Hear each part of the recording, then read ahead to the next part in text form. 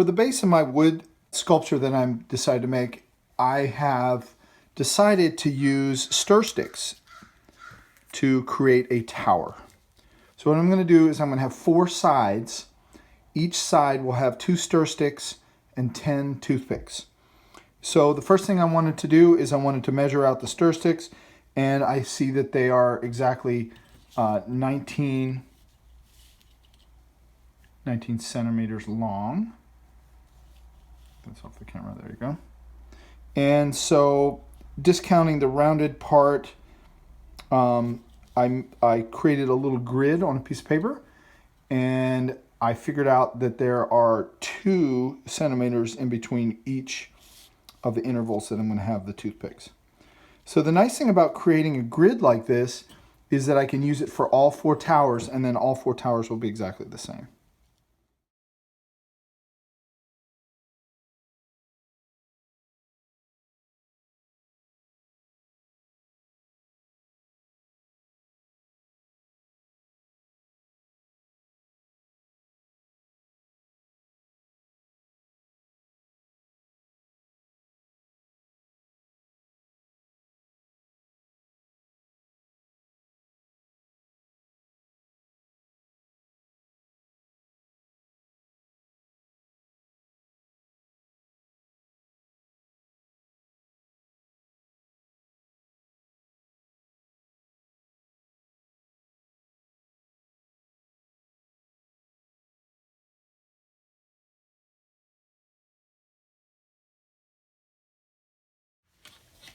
So I made these little grid pieces,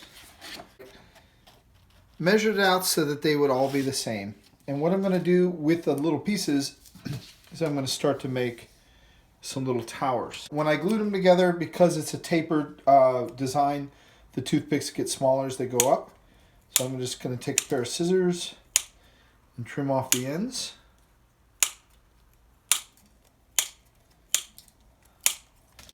I already glued one together just to see how it would work. That's pretty good. Oops.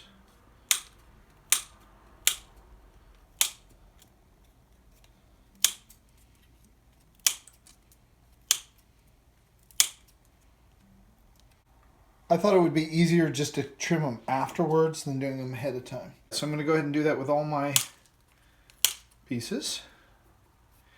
The white glue is surprisingly strong. If you glue it, it's going to be just about as strong as the wood itself. The other thing that's really nice about it is when it dries clear. Okay, so the only thing I have to figure out is how to lay this down so that it's going to glue. I just kind of set it up against a book, and then I ran some glue along it, and then I took a stick and I just smoothed out the glue, and I'm just going to leave it up against that book to dry.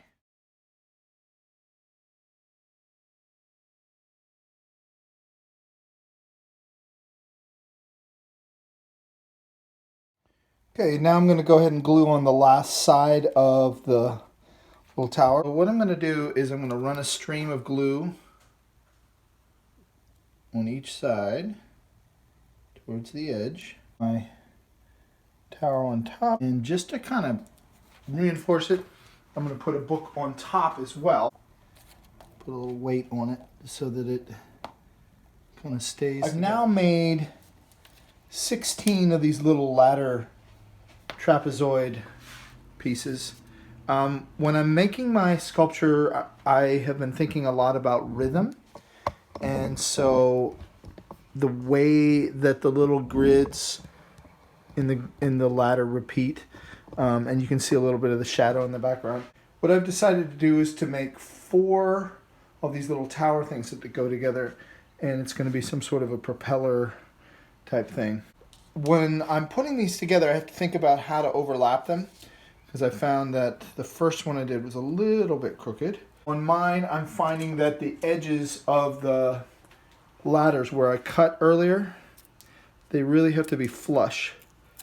So even though I'm cutting a little bit of the stir stick, I need to get each one of those little knobs off of there. It's helpful to have a very sharp pair of scissors too.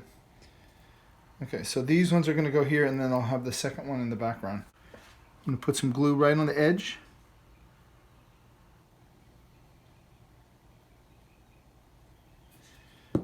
Okay. So I can put that there. I can put the tube of glue. Make sure that it kind of just sits Working there. on my wood sculpture here, some of the concepts I'm looking at are rhythm. And so I've created sort of this rhythm of this evenly spaced ladders that climb up these different sort of trapezoidal tower pieces. And I'm going to connect 4 of those to create one. And I'm also dealing with positive and negative space. And that's one of the fun things working with the wood sculpture, is that I can really look at not only the actual wood itself, but the negative space, or as we call it, or the air in between the sculptures. And this is going to create some interesting shadows and things like that as we go along. So a couple of the concepts I still need to work with are movement. And so I'm thinking about, on my piece, creating sort of a larger sort of trapezoidal snail-like abstraction. And then I'm going to have the tail is going to be these towers that are going to kind of spin like a propeller. I've been using just some things that I have around just to hold down the glue. And you might figure it out as you go. My towers, some of them are better than others, so I'm going to have to play around with that and see. This last one I did seems like it came out the best, although it got a little paper stuck to it. There is a bit of sort of, you can call it play if you want, or experimentation, right? Trying things out, seeing what works. Some of the things that I did in the beginning didn't like, and so I tried something else, and lo and behold, I came upon something that I liked. There are 10 toothpicks in each of these, and so I've already used 160 toothpicks. So using 100 should not be a problem. I'm sure I'm going to have a couple hundred on mine. I'm about halfway through my tube of glue, and so I should have enough to complete this project. And you might need a little glue later on when we do paper mache. When I was thinking about this, and especially in my drawing, I was thinking about doing 4, but I may play around with the idea of doing 3 because I kind of like the way that looks. And I hadn't thought about that in my drawing. So a lot of times you do a drawing and then you realize that perhaps there might be a change.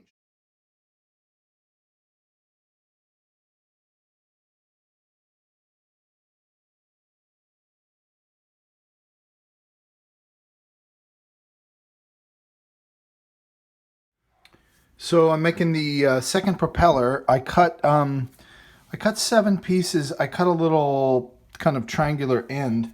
6 fit better than 7. So, and then I'm going to put a little glue there. To reinforce that, I decided I was going to add one of the popsicle sticks. I soaked it in water to make it a little easier to cut. When you cut the popsicle sticks, you're going to see they kind of split a little bit. When it's a little wet, it's a little bit more flexible. So I'm trying to get a little bit of a circle here. I'm going to use a little piece of sandpaper. And I'm going to sand it down into a circle. So something I didn't put in your kit, little sandpaper, might be helpful depending on what you're trying to do. So I glued a piece of sandpaper to a stick. And if you want to come to the classroom and get some sandpaper, you can make one of these. It's very easy to make. Okay, it's pretty close. The last part of the oval, more circular. All right, we're going to call it good enough for right now. Okay, after some careful consideration, I've decided I'm going to stick with my original plan, which is to have 4 tower pieces on this larger propeller.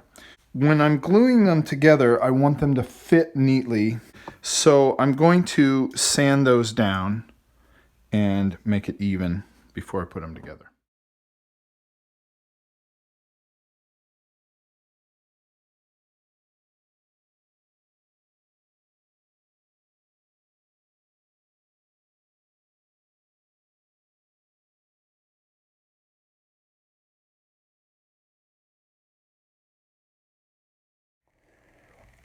So yeah, one of the things that I'm finding very useful for my project is a sanding stick.